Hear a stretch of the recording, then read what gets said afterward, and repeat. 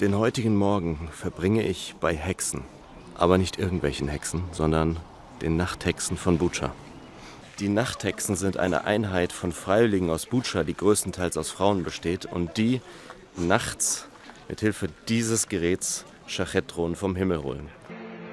Nacht für Nacht greifen russische Angriffsdrohnen ukrainische Städte an, oft in großen Wellen von bis zu 810 Drohnen. 2025 setzte Russland über 50.000 Drohnen ein. Dazu kommen hunderte Angriffe mit Raketen und Marschflugkörpern. Das knatternde Motorengeräusch kündigt an, was folgt: Explosionen, Brände, Tote und Verletzte. Auch Butscha steht immer wieder im Visier. Viele der Frauen in dieser Einheit haben die russische Besatzung 2022 miterlebt und sich entschieden, sich an der Verteidigung des Landes zu beteiligen. Der Name der Einheit entstand so: Wir waren in Position und über Funk er kam angeflogen und wir sind hingeflogen. Und dann sagte ich: Moment, ich habe jetzt nicht verstanden, wer wohin geflogen ist. Scherzhaft sagte ich: Habt ihr da einen Besen, womit ihr geflogen seid? Und da sagten sie: Ja, wir sind mit dem Besen geflogen. Sie nannten ihr Fahrzeug schon einen Besen. So entstand der Name der Nachthexen. Aber inzwischen sind die Frauen auch schon Kriegshexen, denn sie waren mit mir 3 Monate in Pokrovsk im Einsatz. Wo wohnen denn die Hexen? Die wohnen meistens im tiefen Wald. Wir befinden uns gerade auf einem Übungsgelände. Hier wird gerade der große Automat aufgestellt, mit Munition beladen und wird gleich auf diesen Reifen da hinten abgeschossen werden. Diese Rekrutin wird zum ersten Mal das schwere Maschinengewehr bedienen. Die Soldatinnen mussten eben Schießen üben im Liegen, mussten eine Strecke rennen, mussten zurückkommen und dann noch einmal schießen. Ich habe Gelegenheit, mit einer 52-Jährigen über ihre Motivation zu sprechen. Sie sagt, sie sei Lehrerin von Mathematik und Informatik und dazu noch Mutter von 3 Kindern, die sie alle beschützen möchte. Unter der Woche lehrte sie Kinder und am Wochenende lernte sie das Schießen.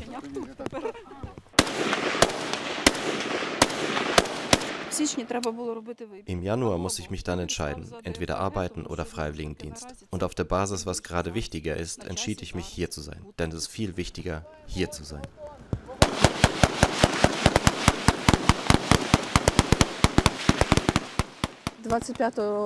Am 25. Februar fuhren wir raus. Mein Mann blieb in Butscha zurück und er überlebte es zum Glück. Ich arbeitete vor dem Krieg als Dozentin am Institut, aber jetzt bin ich hier.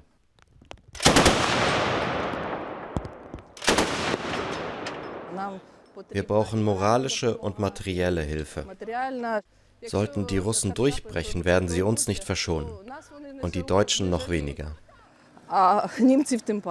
Uns reichen die Waffen nicht aus. Wir haben genug Menschen, aber nicht genug Waffen. Im Interview erklärt mir der Kommandant die Schwierigkeit der materiellen Unterstützung. Sie erhalten gebrauchte Fahrzeuge von Freiwilligen aus dem Westen, die jedoch leider oft kaputt gehen.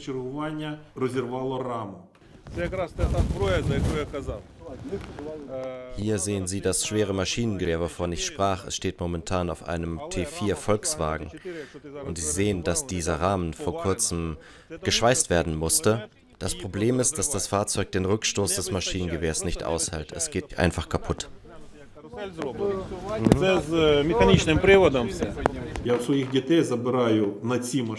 Ich nehme sogar von meinen Kindern Geld weg, um diese Fahrzeuge zu reparieren, damit die Freiwilligen rausfahren können. Verstehen Sie, wenn Sie ein schlechtes Auto haben, das nicht schnell fahren kann, dann sterben Sie.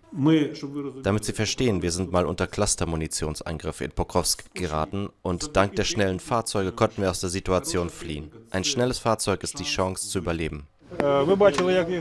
Sie haben jetzt gesehen, wie es geladen wurde, und jetzt sehen Sie, wie das Maschinengewehr funktioniert. Diese Freiwillige wird zum ersten Mal einige Schüsse über das Maschinengewehr abgeben. Normalerweise, sagt sie, arbeitet sie den Schützen bereits zu. Sie sichtet die Schachets oder ortet sie über den Ton.